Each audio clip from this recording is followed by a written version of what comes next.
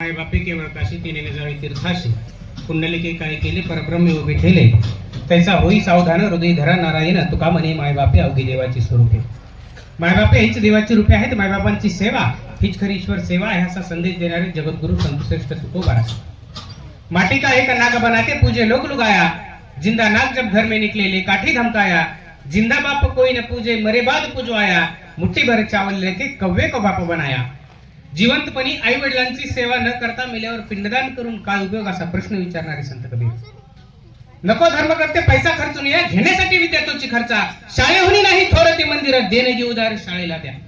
धर्माच्या कामावर पैसा खर्च करण्यापेक्षा तोच पैसा शिक्षण घेण्यासाठी खर्च करा असा संदेश देणारे लोकहितवादी कर्मयोगी संत गाडगे बाबा. जसा उपासमारीने माणूस अशक्त होऊन अल्पायुषी होतो तसा तो शिक्षणाभावी जीवनपणे दुसऱ्याचा गुलाम होतो असं सांगत शिक्षणाचं महत्व पटवून देणारे भारतरत्न विश्वरत्न डॉक्टर बाबासाहेब आंबेडकर. जग बदल घालून घावं गेले सांगून भीमराव हा संदेश जनमानसामध्ये रुजवणारे लोकशाहीर साहित्यरत्न अण्णाभाऊ साठे. विद्येविना मती गेली मतीविना नीती गेली नीतीविना गती गेली गतीविना वित्त गेले वित्ताविना शूद्र खचले एवढे अनर्थ एका अविद्येने केले. अशा प्रकारे अविद्येमुळे होणाऱ्या अनर्थांचे वर्णन करून विद्येचे महत्व सांगणारे थोर महात्मा ज्योतिराव फुले.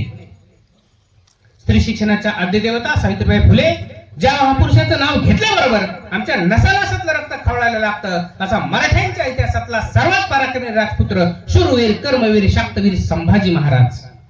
इथल्या मातीमध्ये मराठमोळा स्वराज्य निर्माण करून ते स्वराज्य इथल्या बहुजनांसाठी बळीराज्य घडवणारे बहुजन प्रतिपालक विश्ववंदनीय छत्रपती शिवाजी महाराज.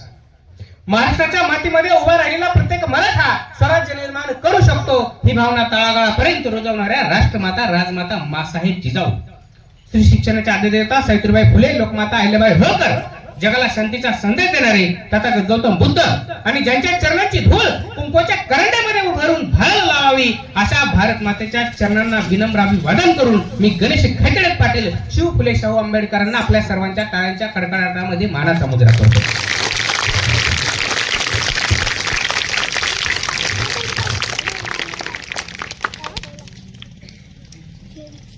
आपल्या माणसांना शब्दांच्या तराजूत तोलायचं नसतं.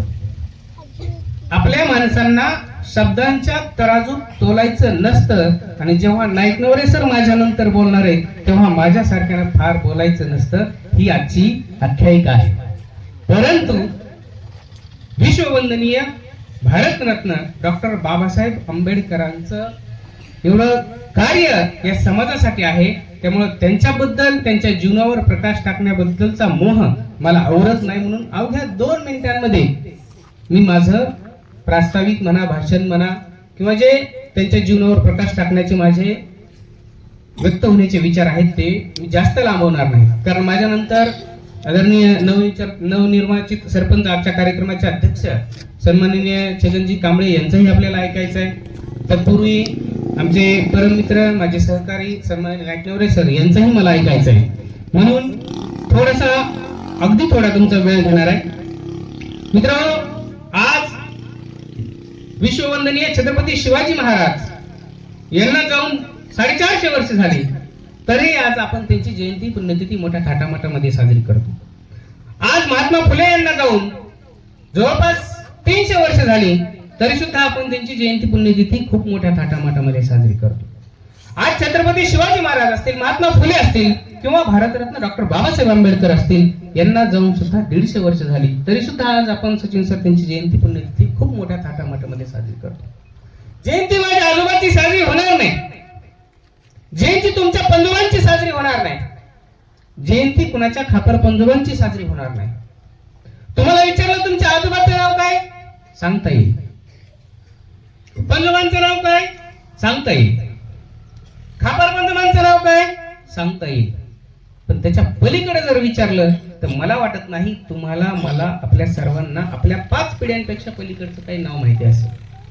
परंतु आज 450 वर्षानंतर 300 वर्षानंतर 150 वर्षानंतर याच्या महापुरुषांच्या प्रतिमा लावलेल्या आहेत. त्यांची जयंती पुण्यतिथी आपण खूप मोठ्या थाटामाटामध्ये साजरी करतो. त्याचं कारण आहे कारण बाळ जोपर्यंत लहान असतं तोपर्यंत ते आई आई आई आई करू लागतं. आई जर 2 मिनिटांसाठी इकडे तिकडे गेली आडबाजूला गेली तर ते मूल कावरं बावरं होतं आणि आईच्या नावानं टाहू फोडायला लागतं. हेच बाळ थोडं मोठं होतं शाळेमध्ये येतं मित्रांनो आणि मित्रांमध्ये रमल्याच्या नंतर आई त्याला जेवणासाठी बोलवत असते. ते तसंच अर्ध ताट सोडून पुन्हा मित्रांमध्ये खेळायला जातो. हे बाळ थोडं अजून मोठं होतं, कॉलेजला जातं. जे बाळ आईच्या कुशीमध्ये झोपायचं असतं ते बाळ 12-12 वाजेपर्यंत मित्रांमध्येच रमतं, मित्रांसोबत गप्पा मारू लागतं. हा कॉलेज कुमार पुढे अजून मोठा होतो, नोकरीला लागतो. नोकरीला लागल्याच्या नंतर त्याचं लग्न होतं आणि लग्न झाल्याच्या नंतर जो मित्र असताना जो कॉलेजमध्ये 12 वाजेपर्यंत मित्रांसोबत गप्पा मारत बसतो तोच आता 7 वाजले की घराची वाट धरू लागतो. आणि मग मित्र करणारा कॉलेज कुमार पुन्हा बायको करायला लागतो. आणि त्याच्यानंतर पुन्हा तो बाप होतो, बाबाच्या भूमिकेमध्ये येतो आणि मग त्याची जिम्मेदारी वाढते आणि मग तो मुलांच्या शिक्षणासाठी कष्ट करू लागतो, मुलांसाठी धडपड करू लागतो, मुलं करू लागतो, मुलांचं शिक्षण करू लागतो, मुलांना नोकरीला लावण्यासाठी प्रयत्न करतो, मुलांना नोकरीला लावतो. पण ही मुलं नंतर यांना विचारायला सुद्धा तयार होत नाहीत, म्हणून हा शेवटी देवदेवाकडे वळतो. मग मित्रांना सांगण्याचं तात्पर्य एवढंच आहे की जोपर्यंत बाळ लहान होतं तोपर्यंत त्यानं आई केलं, मोठा झाला पुन्हा मित्र केलं, लग्न झालं नंतर बायको केलं, पुन्हा मुलं झाले नंतर मुलं केलं आणि कुणी मुलं विचारायला झाली नाही तयार, म्हणून पुन्हा देवदेव करायला सुरुवात झाली. सांगण्याचं तात्पर्य एवढंच आहे, मंचावर अतिथींना मला सांगायचं आहे की जोपर्यंत ज्याची गरज असते तोपर्यंत त्याचं नाव घेतलं जातं. गरज संपली की कुणीही कुणाचं नाव घेत नाही. परंतु आजही 450 वर्षानंतर म्हणजे शिवरायांच्या विचारांची गरज आहे, आजही 300 वर्षानंतर माता फुलेंच्या विचारांची गरज आहे, आजही 150 वर्षानंतर डॉक्टर बाबासाहेब आंबेडकरांच्या विचारांची गरज आहे. म्हणून आज आपण त्याची जयंती पुण्यतिथी मोठ्या थाटामाटामध्ये साजरी करत असतो. ही गोष्ट आज आपण इथे प्रदर्शन लक्षात घेतली पाहिजे. आपला भारत देश 15 ऑगस्ट 1947 रोजी स्वतंत्र झाला. पण आठवा त्यापूर्वीचा इतिहास काय होता? 15 ऑगस्ट 1947 रोजी भारत देश स्वतंत्र झाला, पण आम्हाला खरं स्वातंत्र्य विश्ववंदनीय भारतरत्न डॉक्टर बाबासाहेब आंबेडकर यांनी 26 जानेवारी 1950 रोजी मिळवून दिलं. आठवा त्यापूर्वीचा इतिहास काय होता? जुना काळ किती हराम होता. माणूस माणसांचा गुलाम होता. सोन्या चांदीच्या घरामध्ये कुत्र्या मांजरांचा पाय होत होता. अरे पण आम्ही माणूस असून आमच्या सावलीचा विटाळ होत होता. ही बाबासाहेबांच्या जन्माच्या अगोदरची वस्तुस्थिती आहे. कारण त्या काळामध्ये जे लोकांना मान्य नव्हते ते लोकमान्य झाले, ज्यांनी ते लोकांच्या आत्मे दुखावले ते महात्मा झाले, ज्यांनी कधी हातात तलवार धरली नाही ते हिंदूंचे हृदय सम्राट झाले, ज्याच्या माईने कधी हातात खुरप धरलं नाही, ज्याच्या बापाने कधी हातात रुंग धरलं नाही ते इथल्या शेतकऱ्यांचे नेते झाले, चाय विकणारे सत्ताधारी झाले. परंतु वर्गाच्या बाहेर बसून सुद्धा माझे बाबा या देशाच्या घटनेचे शिल्पकार झाले. तत्कालीन पंतप्रधान पंडित जवाहरलाल नेहरू यांच्यामध्ये आणि भारतरत्न विश्वरत्न डॉक्टर बाबासाहेब आंबेडकर यांच्यामध्ये हिंदू कोडबिलावरून वाद झाला आणि बाबासाहेबांना त्या गोष्टीचा राग आला आणि त्यांनी मंत्रिपदाचा त्याग केला.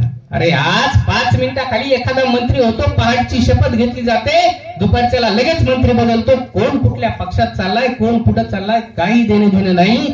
निष्ठा नावाची गोष्ट राहिली नाही. फक्त सत्तेसाठी हापापलेले हे राजकारणी नेते आहेत. कारण यांनी गावागावामध्ये भावाभावामध्ये भांडण लावण्याचं काम केलं. परंतु आज मात्र आपण डॉक्टर बाबासाहेब आंबेडकरांचा विचार घेतल्याशिवाय इथून उठायचं नाही. उठल्याच्या नंतर प्रत्येक जण कपडे झाडतो, आपली पॅन्ट झटकून टाकतो, तसे त्यांचे विचार मात्र झटकू नका, हे मला या विद्यार्थी मित्रांना सांगायचं आहे.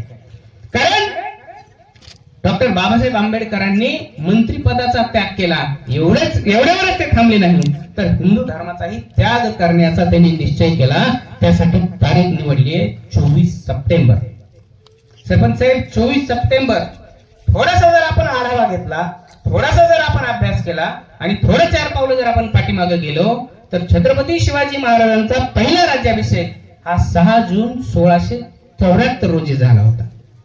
परंतु त्यांनी तो ब्राह्मणी धर्मविधी नाकारून, वैदिक धर्मविधी नाकारून दुसरा राज्याभिषेक करून घेतला. त्याची तारीख आहे 24 सप्टेंबर 1674.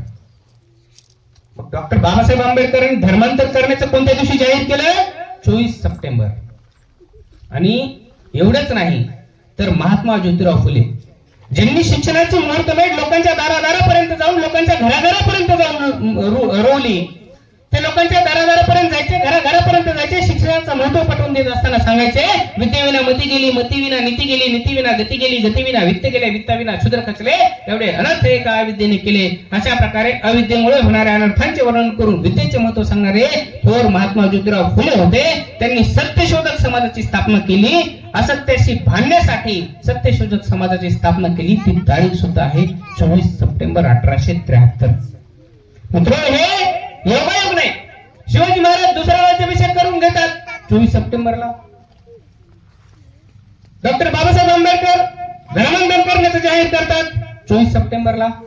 महात्मा ज्योतिराव फुले सत्यशोधक समाजाची स्थापना करतात 24 सप्टेंबरला. तर हा योगायोग नाही, कारण छत्रपती शिवाजी महाराजांना महात्मा फुले गुरु मानायचे, डॉक्टर बाबासाहेब आंबेडकर महात्मा फुल्यांना गुरु मानायचे, आणि हे दोघंही मिळून छत्रपती शिवाजी महाराजांना गुरु मानायचे. ही गोष्ट तुम्ही आम्ही लक्षात घेतली पाहिजे. आज प्रत्येक वेगवेगळ्या जातीमध्ये भांडण लावण्याचं काम केलं जात आहे, परंतु आपण यांचा डाव हाणून काढला पाहिजे. कारण आजपर्यंत आपल्या घरावर दुसऱ्याचं डोकं होतं, परंतु मला वाटतं आपण पुस्तक वाचून, जो पुस्तक वाचण्याचा अधिकार आपल्याला डॉक्टर बाबासाहेब आंबेडकरांनी दिला आहे, तो जो पुस्तक वाचतो तो कुठेही नतमस्तक होत नाही. आणि म्हणून आपण सुद्धा आपल्या शाळेमध्ये 6000 पुस्तकांची लायब्ररी उपलब्ध करून दिली. कारण जे पुस्तक वाचतं ते मस्तक पुन्हा नतमस्तक होत नाही. म्हणून आजपर्यंतचे जे लोक होते ते दुसऱ्याच्या विचारानं चालायचे. आज आपण पुस्तक वाचून हुशार झालेलो आहोत. आज आपल्या घरावर आपलं डोकं आहे, आज आपल्या हातामध्ये आपला झेंडा आहे, आणि आपल्या झेंड्याला आपलाच दांडा आहे. म्हणून इतर कुणाच्याही विचारावर चालण्याची आपल्याला गरज नाही. आपण शिवाजी महाराज, आंबेडकर असतील, बाबासाहेब आंबेडकर असतील, महात्मा फुले असतील, यांच्या विचारानं प्रेरित होऊन आपण अभ्यास करायचा आहे. आजच्या या त्यांच्या महापरिनिर्वाण दिनाच्या निमित्तानं आपण नेमकं फक्त कार्यक्रम साजरा करून चालणार नाही, तर नेमकं काय शिकलं पाहिजे याचाही विचार आपण करायचा आहे. नेमकं बाबासाहेबांनी काय केलं होतं?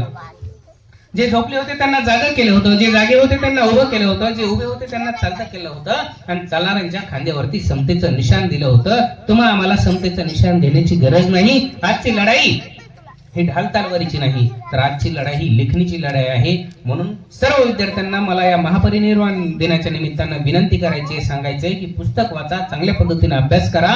शाळेमध्ये जे प्रोग्राम होतात त्याच्यामध्ये आवडीने सहभागी व्हा.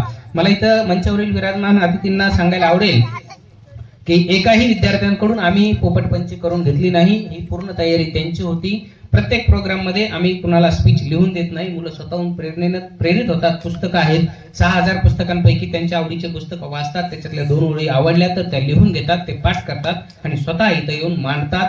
ही एखादा विद्यार्थी इथं आल्याच्या नंतर अडखळला तर वाईट वाटून घेण्याचं त्या विद्यार्थ्यांना सुद्धा काही कारण नाही. कारण तुम्ही जागा सोडता, तिथून इथपर्यंत येता, स्वतःचं नाव का होईना सांगता आणि पुन्हा जागेवर जाता. हा सुद्धा खूप मोठा विजय आहे. कारण आपण सायकल चालवत असताना डायरेक्ट पळवू शकत नाही. मोटरसायकल शिकल्याच्या नंतर 4थ्या गिअरवर पळवू शकत नाही. त्याच्यासाठी अनेक वेळा धडपडावं लागतं, पडावं लागतं, आणि माणूस चुकीतूनच शिकत असतो. म्हणून आपण शिकायचं, ही गोष्ट लक्षात घ्या. आज बाबासाहेबांनी काय केलं हे आपण जाणून घेतलं. मला इथं आवर्जून सांगावंसं वाटेल की कुणाचा जन्म कुणाला काय देऊन गेला, कुणाचा जन्म कुणाला काय देऊन गेला. बाबासाहेबांचा जन्म या देशाला संविधान देऊन गेला. म्हणून या संविधान निर्मात्याला, या घटनेच्या शिल्पकाराला, डॉक्टर बाबासाहेब आंबेडकरांना मी कोटी कोटी अभिवादन करतो आणि मी माझं लंबत चाललेलं भाषण इथंच थांबवतो. जय शिवराय, जय भीमराय.